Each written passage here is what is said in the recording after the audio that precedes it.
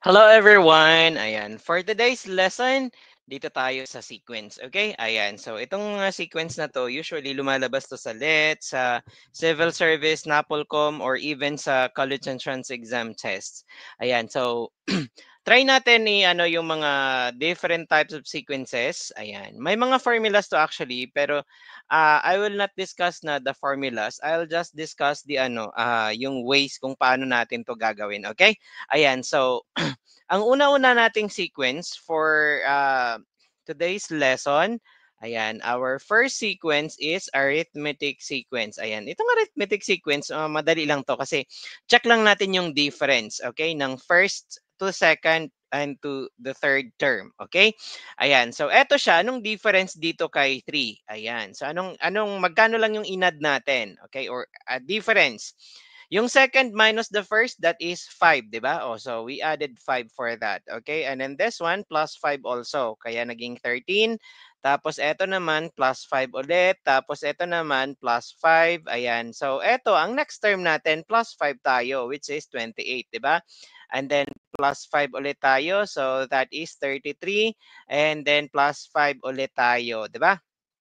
Ayan. So, plus 5. So, that is 38. Okay? So, ganun lang po ang ng first example natin sa sequence, arithmetic sequence. Now, meron din tayo sa arithmetic sequence, meron din tayong mga negative numbers. May dalawa kasi tayong actually uri dito. Meron tayong descending at saka ascending arithmetic sequence. Okay? Yung pababa at saka yung pataas. Ayan. Yung first example natin, pataas po yan, pati yung sa pangalawa natin. Okay? In this case, kung i-check natin, we just added how much? We just added 2 here. Tapos, plus 2 ulit. Ayan, so naging 0. And then plus 2 ulit. And then plus 2. Ayan, so plus 2, we have 6. And then plus 2 ulit. Ayan, plus 2, we have 8. Okay, and so on. Ganun lang siya mga ma'am, sir.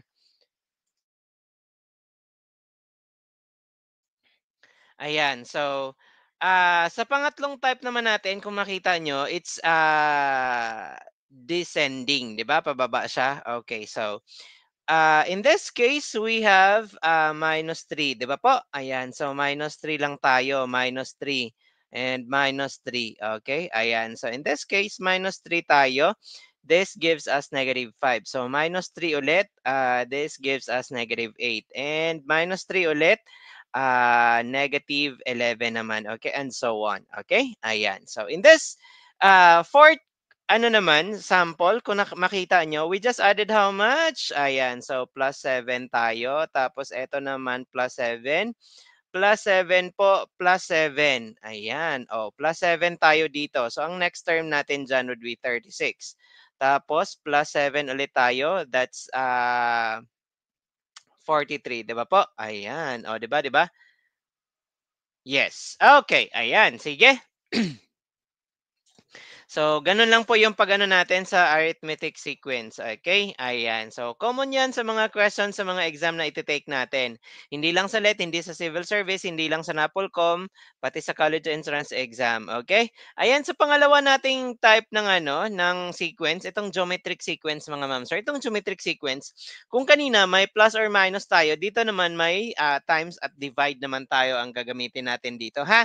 Okay, so una-una, kung makita niyo po mga ma'am, sir, anong ginawa na sa 2 or sa first term natin, anong ginawa para naging 6 siya? Minultiply lang siya ng 3, di ba po? Tapos times 3 din po ito, okay? Ayan, so times 3 din po yan, okay? And then times 3 din po, ayan, so times 3. So that means, eto naman po mga ma'am, sir, i-times 3 lang po natin ito.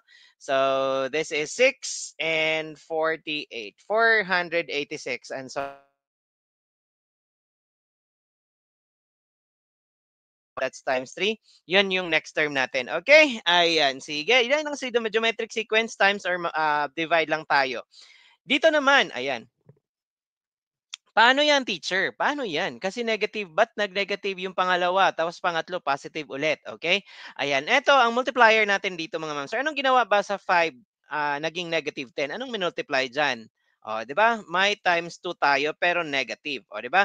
5 times negative 2, that gives us negative 10. Tapos, kung i-multiply natin to ulit times negative 2, that gives us positive. Kasi nga, unlike signs sa multiplication of signed numbers, unlike signs negative, like signs positive. Now, negative 10 times negative 2, that gives us positive 20. Di ba po?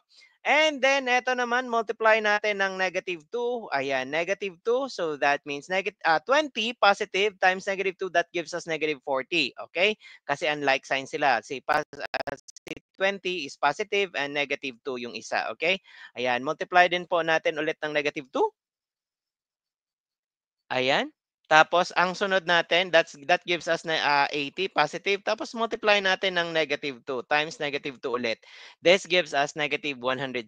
O, 'di ba? Tapos times negative 2 ulit, times negative 2. This gives us positive 320 naman. Okay? Ayan. So, ganun lang po mga ma'am, sir.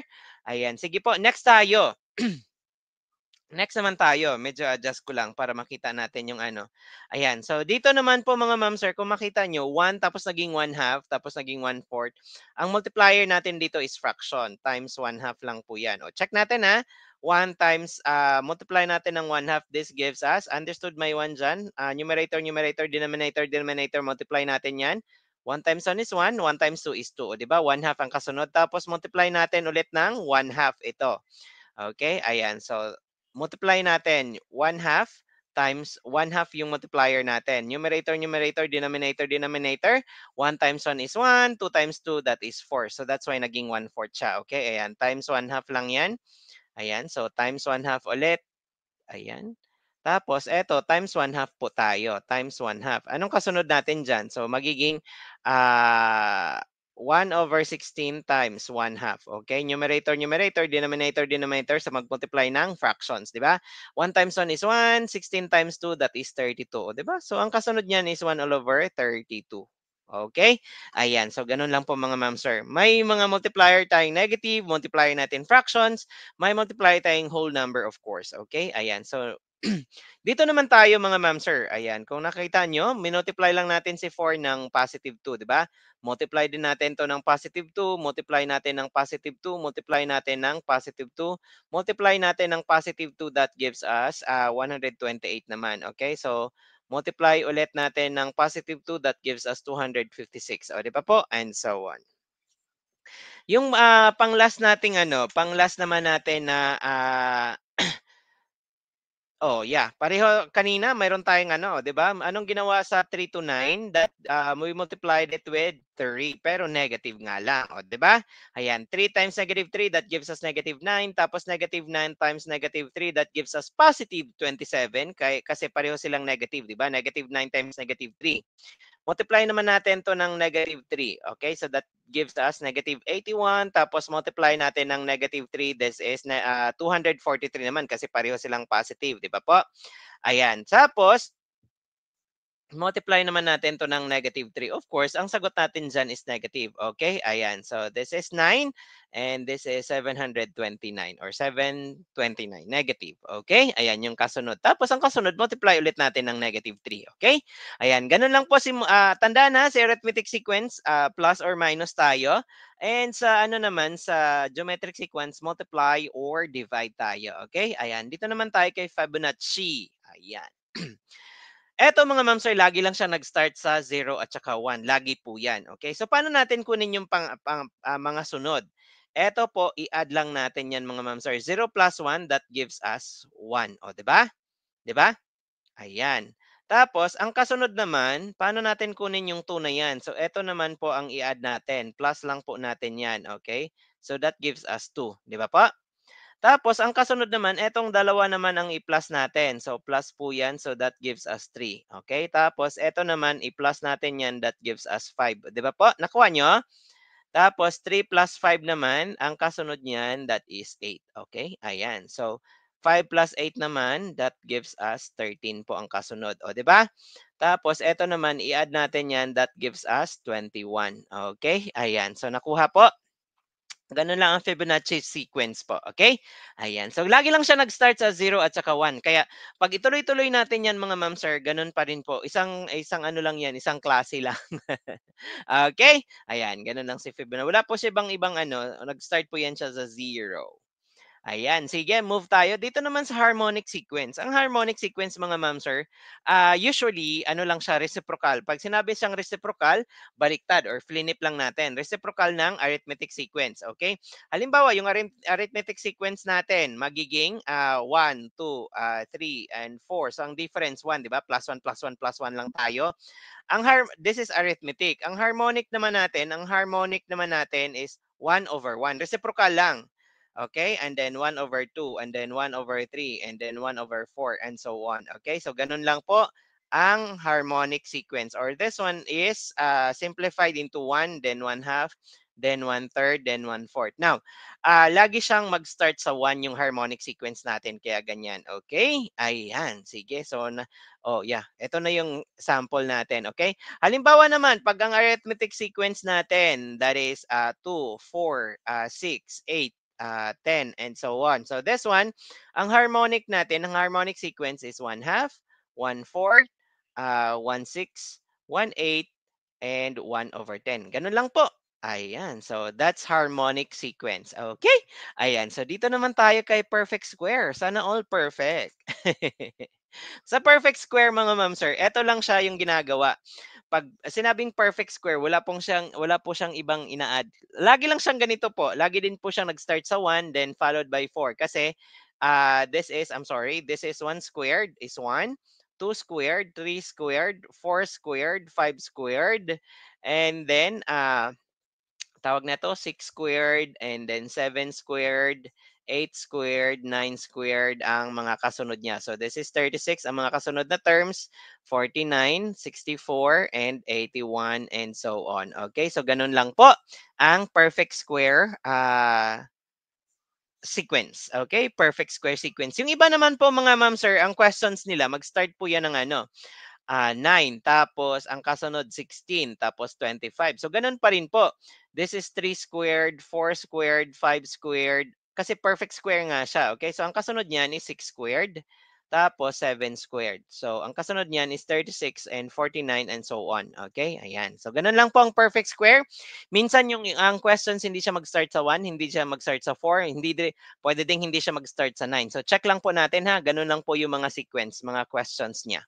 Okay, ayan. So dito naman tayo, kung may square tayo kanina, perfect square, ito naman, may cubic naman tayo. Pag sinabing cubic, exponent of 3 na po to. Okay, ang exponent niya, 3.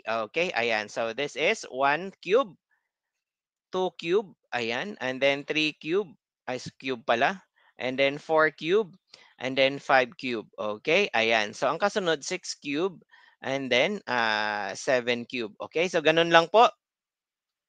Kung makita natin, 1 cube is 1 times 1 times 1, that gives us 1. O, di ba? 2 cube naman is 2 times 2 times 2. Tatlong beses natin siya i-multiply sa sarili niya. So, that gives us 8. O, di ba? Ayan. O, 3 cube naman, 3 times 3 times 3, that is 27. 4 times 4 times 4, that is 64. 5 times 5 times 5, that is, tawag nito, 125. And 6 times 6 times 6, is it, 6 times 6, this is 6. Oh, yeah, that is 216. Okay, ayan. 7 times 7, that is, ang kasunod natin dito, wait lang ha, i-multiply natin. 7 times 7, that is 49. Okay, so 49 and 7, that gives us 36, 34. Okay, so that is 343 ang kasunod. So ganun lang po siya, cube-cube lang po mga ma'am sir. Okay, ayan, si cubic sequence. Okay, and I hope you learned something from our lesson today mga ma'am sir. Ayan, tomorrow, follow nyo po ako para sa next video natin. Tomorrow po ako mag-upload. Okay po, ayan. Bye-bye. This is Teacher Sepi. See you tomorrow.